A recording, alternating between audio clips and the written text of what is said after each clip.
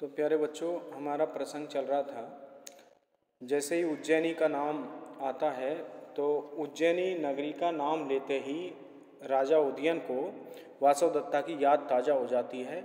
और वासवदत्ता की जब वो उज्जैनी के महलों से प्रस्थान करते हैं तो उस समय की याद वहाँ पर ताज़ा होती है कि जब वो महलों से चला था तो उसके पीछे वासवदत्ता आती है और वो अपने परिवार वालों को याद करके उनके गले से जब लगती है तो आंसू उनकी छाती पे टपकते हैं, क्योंकि आँखों में से आंसू निकल आए हैं लेकिन कोरों में लगे हुए हैं।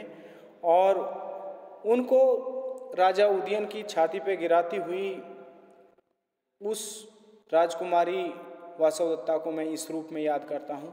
अपिच और भी बहुश अपि उपदेशेषु यया माम ईक्षमाणिया स्रस्तेन हस्तेन स्रस्त कोणेन कृतम आकाशवादितम।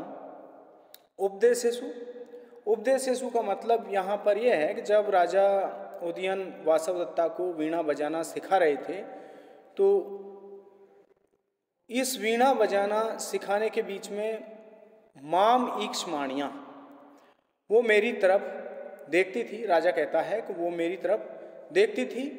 यया स्रस्त कोणेन हस्तेन, और वो कई बार क्या होता था, स्रस्त कोणेन हस्तेन का मतलब मिजराब गिरे हुए हाथ से बहुसे अपि आकाशवादितम कृतम, वो बहुत बार आकाश में ही बजाने का कार्य करती थी। यानी राजा का कहने का मतलब यह है, जब मैं उसको वीणा बजाना सिखाता था तो मैं एक गुरु के रूप में उसको शिक्षा देता था और वो एक शिष्य के रूप में उस शिक्षा को ग्रहण करती थी। तो जब मैं वीणा बजाना सिखाता था तो उस समय वो इतने तल्लीन भाव से, एकाग्रता से वो वीणा बजाना सीखती थी कि कई बार क्या होता था, वो मेरी तरफ तल्लीनता से देखती थी और मिजराव उनके हाथ से गिर जाता था। और मिजराव, क्योंकि उस वीणा के तार और उस उंगली के बीच में मिजराव होता है, मिजराव निकल जाने पर वो केवल आकाश में ही वादन किया करती थी। उसको ये पता नहीं रहता था कि मिजराव हाथ में है या नहीं है, और वो आकाशवादितम कृतम, आकाश में बजाने का कार्य किया करती थी। आगे देखिए, विदूषक है। विदूषक फिर कहता है भवतु अन्याम कथिष्यामि। तो विदूषक कहता है कि ये बात आपको अच्छी नहीं लगी तो मैं दूसरी बात कहता हूँ, दूसरी कहानी कहता हूँ। तो विदूषक कहता है अन्याम कथिष्यामि, दूसरी बात कहूँगा। अस्ति नगरम ब्रह्मदत्त नाम, ब्रह्मदत्त नाम का नगर है, तत्र किल राजा काम्पिल्यो नाम, और वहाँ काम्पिल नाम का राजा है। तो राजा कहता है किमिते किमिते, क्या क्या। तो विदूषक है पुनस्तदेव पढ़ती, विदूषक फिर से ऐसे ही पढ़ता है कि अस्ति नगरम ब्रह्मदत्त, ब्रह्मदत्त नाम का नगर है, तत्र राजा काम्पिल्यो नाम, और वहाँ काम्पिल्य नाम का राजा है। तो राजा कहता है मूर्ख, राजा ब्रह्मदत्त नगरम काम्पिल्यम इति अभिधीयताम, राजा तो ब्रह्मदत्त है और नगर काम्पिल्य है, ऐसा कहिए। तो विदूषक है किम राजा ब्रह्मदत्तो नगरम काम्पिल्यम, तो विदूषक कहता है क्या राजा ब्रह्मदत्त है और नगर काम्पिल्य है। तो राजा एवं एतत्, हाँ ऐसा ही है। तो विदूषक कहता है तेन, यदि ऐसा है तो तेन ही निष्क्रांता निकल जाता है, और तेन ही मुहूर्तकम प्रतिपालयतु भवान, महाराज फिर थोड़ी देर आप इंतजार कीजिए, यावत ओष्ठगतम करिष्यामि, तब तक मैं इसको याद कर लेता हूँ। राजा ब्रह्मदत्त नगरम काम्पिल्यम, राजा ब्रह्मदत्त और नगर काम्पिल्य इति बहुशः तदेव पठित्वा, इस तरह उसको बहुत बार पढ़ते हुए आत्मने प्रवारकम गृहीत्वा आगमिष्यामि, और फिर कहता है कि मैं अपनी प्रवारक का मतलब चादर गृहीत्वा लेकर के आगमिष्यामि आऊँगा, यानी मैं अपनी चादर लेकर के आऊँगा, निष्क्रांत है, और निकल जाता है वहाँ से। ततः प्रविशति वासवदत्ता अवंतिका वेशेन चेटीच। इसके बाद में वहाँ पर वासवदत्ता अवंतिका के वेश में वासवदत्ता और चेटीच प्रविशति, और दासी प्रवेश करती हैं। तो चेटी दासी, एतु एतु आर्या, आर्या आओ आओ, दृष्टम खलु भर्तृदारिका शीर्षवेदना दुखिता, दृढ़म खलु भर्तृदारिका शीर्षवेदना दुखिता। जो राजकुमारी हैं, भर्तृदारिका राजकुमारी हैं, वो शीर्षवेदना दृढ़म दुखिता, वो सिर दर्द से बुरी तरह पीड़ित हैं। तो यहाँ पर फिर वासवदत्ता कहती है, हा धिक, अरे धिक्कार है। कुत्र सैनियम रचितम पद्मावत्या, पद्मावती की जो सैया है वो कहाँ पर बिछाई गई है? तो दासी कहती है, समुद्र ग्रह के किल सैया आस्तीर्णा, समुद्र ग्रह में सैया बिछाई गई है। वासवदत्ता उभे परिक्रामते, दोनों घूमती हैं। चेटी दासी कहती है, निष्क्रांता निकल करके, इदम समुद्र ग्रहकम प्रविष्टु आर्या यावद अहम अपि शीर्षान लेपनम त्वरयामी, निकल जाती है। और इदम समुद्र ग्रहकम, ये समुद्र ग्रह है, प्रविष्टु आर्या, आर्या आप प्रवेश कीजिए, यावद अहम अपि शीर्षान लेपनम त्वरयामी, तब तक मैं सिर के लगाने का जो लेप है वो तैयार करके लाती हूँ।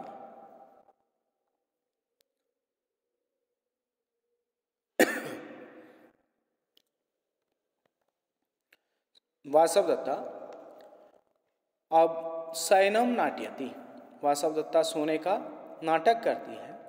अहो अकरुणा खलु ईश्वरा, अरे ईश्वर, अकरुणा का मतलब निर्दयी हो गए हैं। मैं विरह परित्सुक आर्य पुत्रस विश्राम स्थान भूता इयम अपि नाम पद्मावत्या अस्वस्था जाता। मैं विरह परित्सुक, मेरे विरह से व्याकुल आर्यपुत्रस विश्राम स्थान भूता, आर्यपुत्र के विश्राम का कारण बनी। इयम अपि नाम पद्मावती अस्वस्था जाता, यह पद्मावती भी अस्वस्थ हो गई है। यानी आर्यपुत्र महाराज उदयन मेरे विरह से वो व्याकुल थे और इस समय पद्मावती उनके आराम का या उनके विरह को दूर करने का कारण बनी थी, और ये भी अब अस्वस्थ हो गई है। तो अब प्रवेश, यावत प्रविशामी, तब तक मैं प्रवेश करती हूँ। फिर प्रवेश अवलोक्य, प्रवेश करके और देख करके।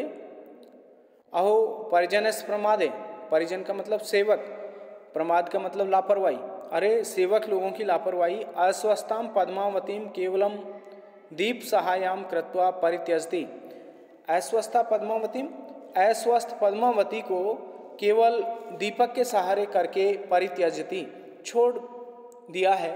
यम पद्मावती अवसुप्ता, और ये पद्मावती सो गई हैं। यावत उपविशामी, तब तक मैं बैठती हूँ। अथवा अन्यासन परिग्रहण अल्पीव स्नेह प्रतिभाति, अथवा मैं दूसरे आसन पर, अन्यासन का मतलब दूसरा आसन, दूसरे आसन को परिग्रहण यदि मैं ग्रहण करती हूँ या दूसरे आसन पर बैठती हूँ तो अल्पीव स्नेह प्रतिभाति, तो थोड़ा प्रेम वहाँ पर झलकेगा। तदस्याम सय्याम उपविशामी, इसलिए मैं इसी सैया पर बैठ जाती हूँ, उपविश बैठ करके। किमनु एतिया से उपविशंत्या अद्य प्रहलादितम यो मे हृदय, किमनु खलु एतिया से, पता नहीं क्यों एतिया से उपविशंत्या, इसके साथ में बैठने से अद्य प्रहलादितम यो मे हृदय, मेरा हृदय आज प्रसन्न सा हो रहा है।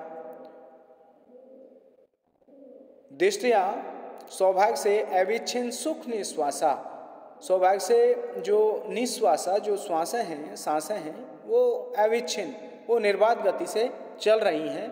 तो उन सांसों के आधार पर वासवदत्ता अनुमान लगाती है कि निर्वर्त रोग्या भवितव्यम, इसको निरोग होना चाहिए, इसको रोग रहित होना चाहिए।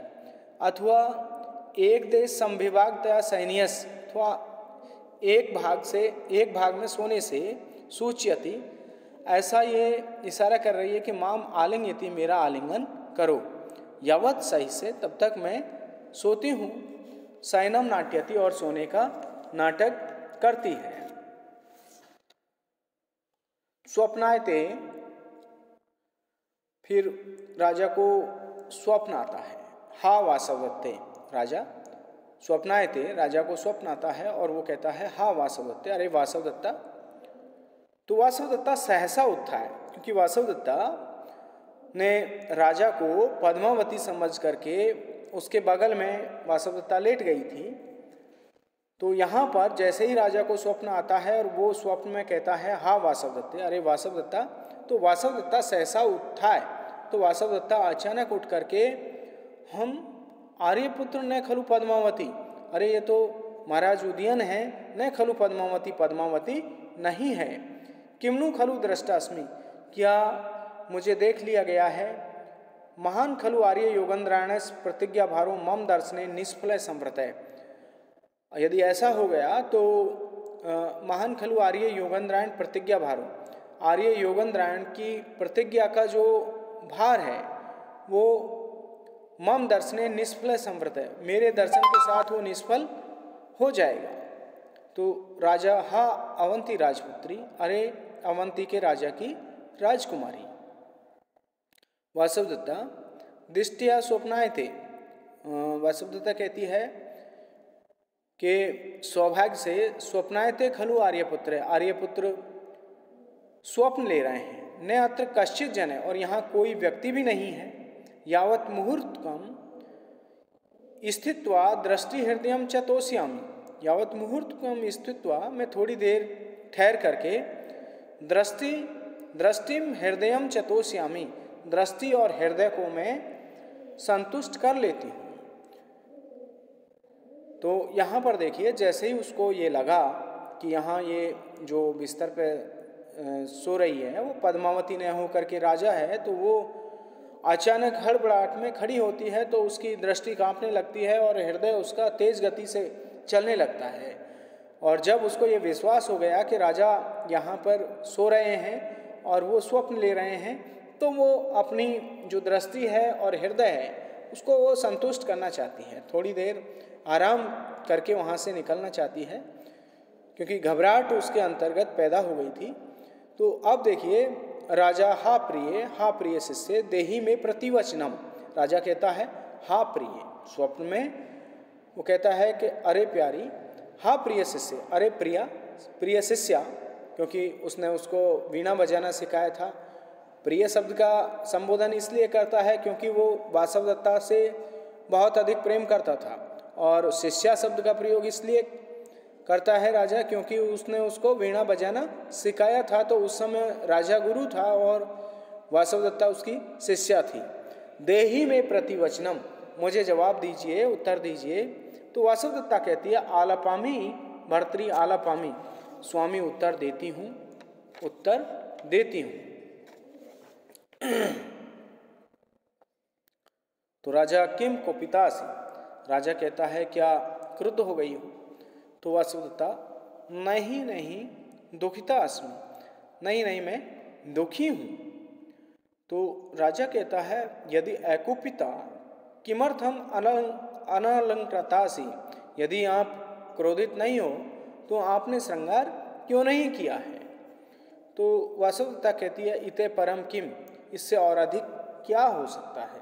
यानी यहाँ पर वासवदत्ता का कहने का मंतव्य यह है कि मैं आपसे दूर रह रही हूँ, तो इससे अधिक दुखी होने का और क्या कारण हो सकता है कि हम एक दूसरे से अलग रह रहे हैं।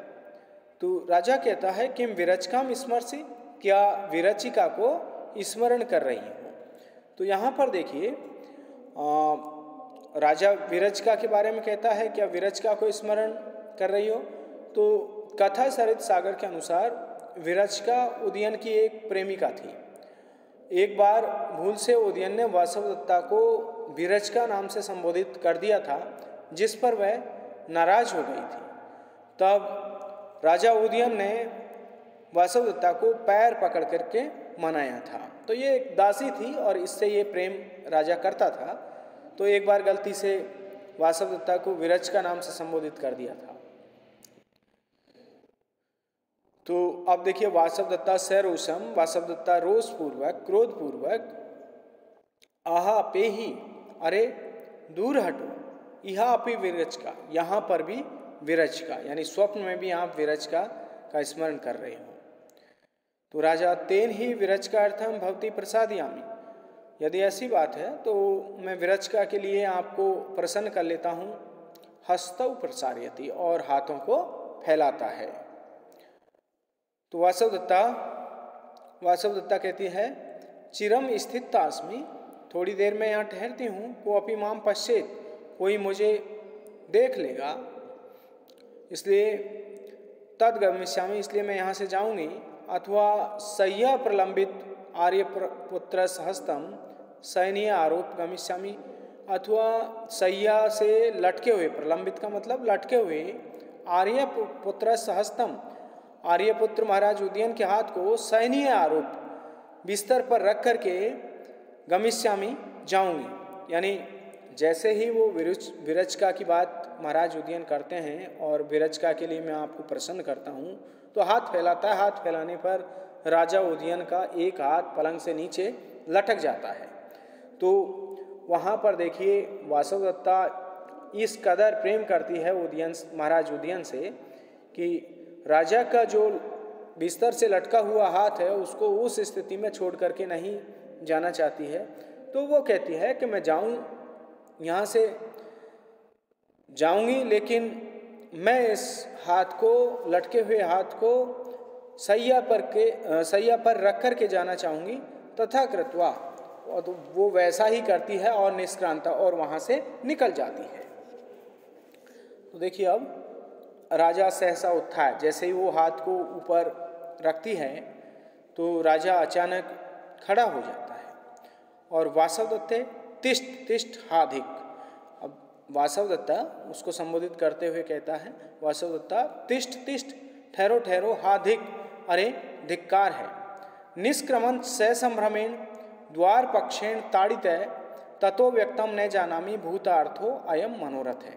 देखिए ससंभ्रमेण, संभ्रम पूर्वक, घबराहट पूर्वक, निष्क्रमण निकलते हुए, अहम मैं द्वार पक्षेण ताड़ित, दरवाजे से टकरा गया, ततः अयम मनोरथ है, इसलिए ये मनोरथ है अथवा भूतार्थ अथवा ये वास्तविकता है।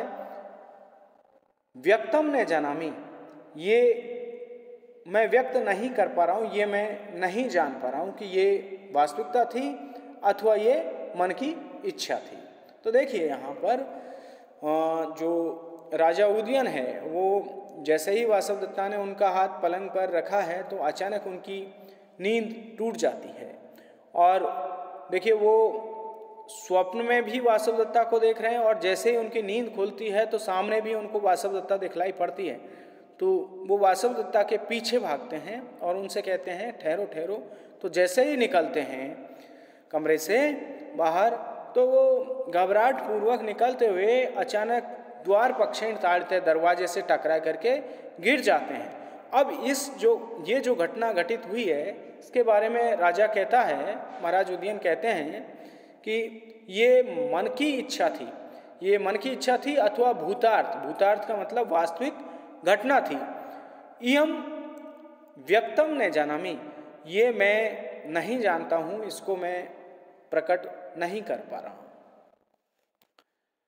तो ये श्लोक है निष्क्रमण, निस उपसर्ग है, क्रम धातु है और इसमें सत्री प्रत्यय है।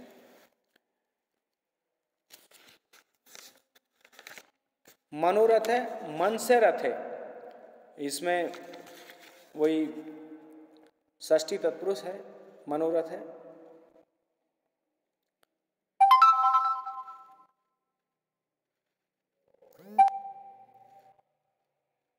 तो इस तरह से ये श्लोक है और इसमें जानामि ज्ञा धातु से लट लकार उत्तम पुरुष एक वचन है जानामि।